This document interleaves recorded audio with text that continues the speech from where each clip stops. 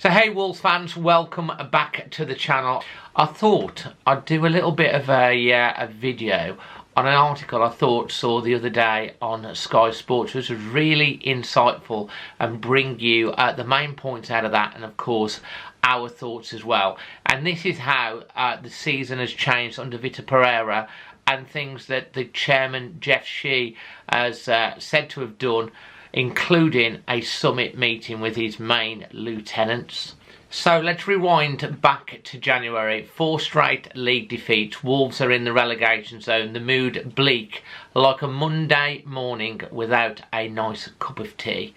Chairman Jeff Shee is said to have known something had to change, so he called a meeting at the inn in Chifley. Alongside him, sporting director Matt Hobbs, head of football operations Matt Wild, head of performance Phil Hayward, and communications director Max Fitzgerald. No nonsense meeting, just honest talk. Some call it therapy. She called it a war committee. The meeting was the start of a gutsy rebuild, a big decision with a lot of small ones and a pile of honest conversations. Wolves needed new energy. Pereira came in with fresh ideas and no excuses. He didn't point fingers, he looked for answers. But it wasn't just all about picking up a new manager. The club as a whole needed to wake up. Mario Lemina, the captain, arguing in public. Matheus Cunha getting suspended for grabbing some glasses. The team looked lost and tense. One Wolves staff member apparently admitted the place felt negative and chaotic. Who performs well in that kind of mess? Not many. So a culture change needed to start small. Pereira shifted the focus. Instead of talking about what the players couldn't do, he asked what they could do. He backed his squad and said they could be top half, not bottom half. Confidence is catching, even if you have to fake it first. The club started to fix the little things it ignored. Silly stuff.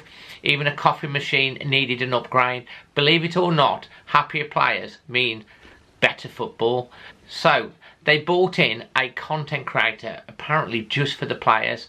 Birthday graphics, videos of goals and moments that made walking into the training ground a little bit more uplifting. Long-term injured players saw their faces on screens, reminded that they still mattered. The changing room lighting was adjusted for evening games. That's not science fiction, it helps performance. After matches, Molyneux screens filled with goal clips, giving everyone a lift. No more excuses, more togetherness was the mantra.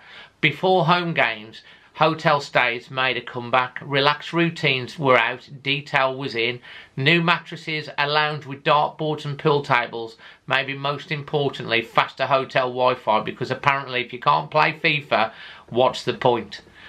Nelson Semedo, now captain, got busy on and off the pitch. He checked the details, arranged team events. There's even a Louis Vuitton event planned for the players' partners.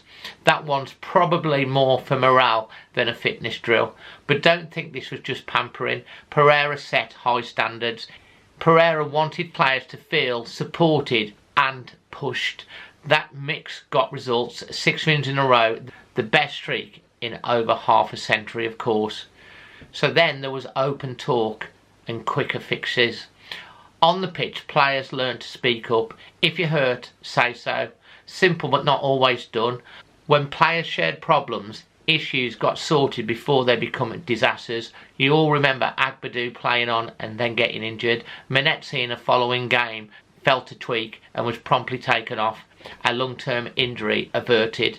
Pereira also took responsibility for mistakes on match day. When João Gomes was sent off after getting a yellow, Pereira didn't dodge the blame. He now pulls players off if they're at risk. No more hanging their heroics, just smart choices. But what are the lessons for the future? The club is said to be now thinking clearer, acting quicker and talking more. Even apparently Jeff Shee, the chairman, is giving up his office at Compton to make space for a new players' lounge. I guess he'll be moving into Molyneux.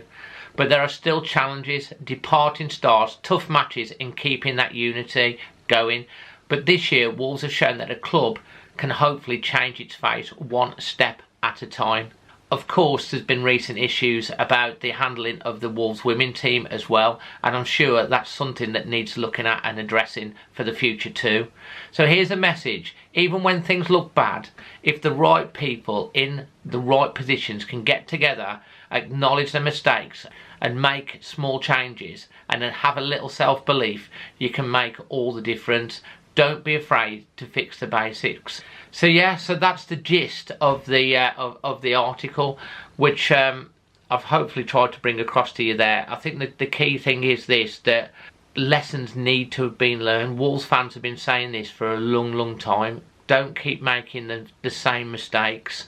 And we've sailed so close to the win this year, and I'm hoping that those lessons really and truly have been learnt, and they make the right decisions, of course, in the summer, back the manager, and hopefully we can have a brighter future for Wolves going forward.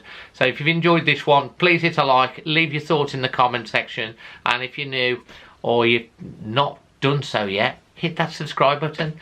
Until the next one, always Wolves.